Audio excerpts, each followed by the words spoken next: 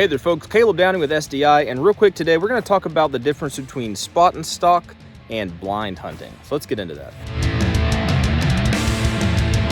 Alright, so what we're on right now is not a game trail, alright?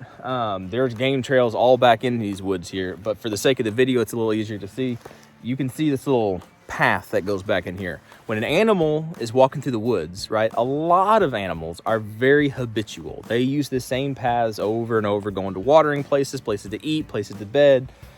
They use the same trail, and it becomes a well-traveled trail if it's well-traveled. If it's a trail you can barely even see, there's probably not a whole lot of traffic on it.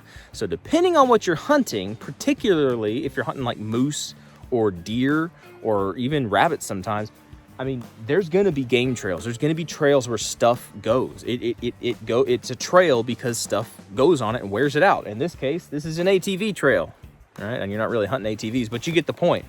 So if you're going to set up a blind, it's a good idea to set up some kind of a blind on a trail, on a game trail, not on the trail itself, but you'd want to sit off onto the side, like here in this situation.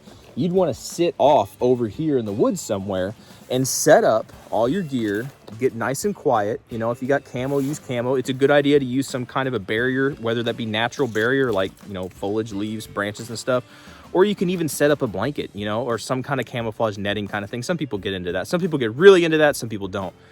I've done both, and they've both been successful. But even just sitting very still at the bottom of a tree and just sitting there, it's the same concept of being in a blind. You're sitting still and you're being blind, or you're trying to be blind to the animals by being still and quiet and reducing all your signatures, all your noises, all the gear rustling, zippers and things. You want to minimize all that kind of stuff and just sit and listen.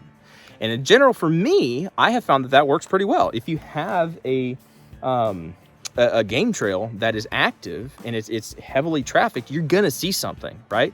Depending on if you're awake at the time, because half the time when I sit in a blind, I'll fall asleep.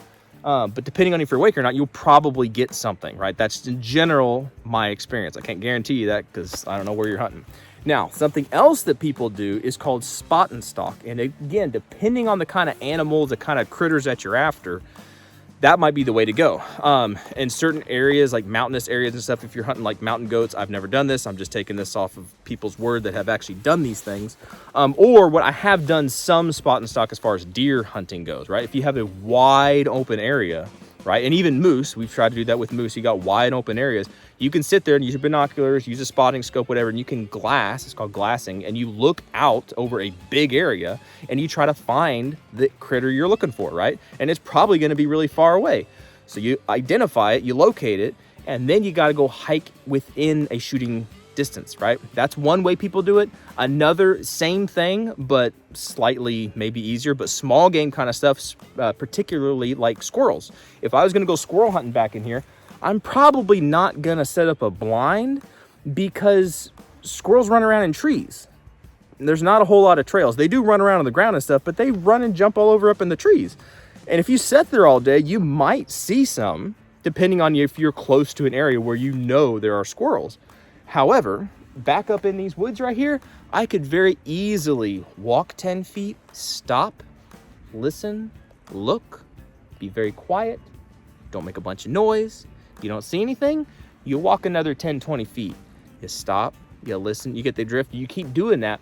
And that's basically like spot and stalk, because you do that until you hear something. And a lot of times the squirrels, you hear the chitter chatter, you hear the stuff rustling up in the leaves, you hear something, and then you can start moving to that area. Then you see it, then you can move within a shooting distance and get your game, whatever it is. So those are some differences between spot and stalk and blind hunting. It all depends on where you're hunting, what you're hunting. You know, some places require you to do different kind of things depending on what kind of regulations you got. Honestly, if I could have my pick of it, big game hunting, I want to blind hunt. I want to sit there in a blind and chill and probably fall asleep. And then hopefully I'm with somebody else that we can nap on and off. And then, you know, when something pops up, then the other person can nudge, you know, your buddy awake, whatever, and then you both can be awake and shoot the thing, right?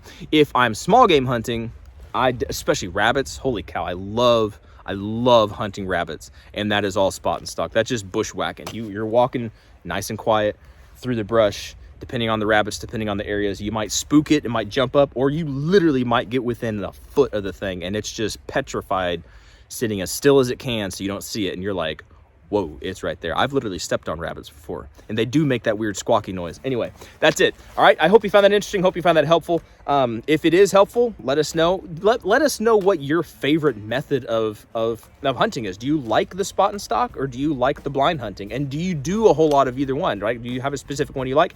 And what do you use it for? Big game, small game, bears, whatever? I don't know. We'd love to hear back from you guys. We'd love the interaction with you guys.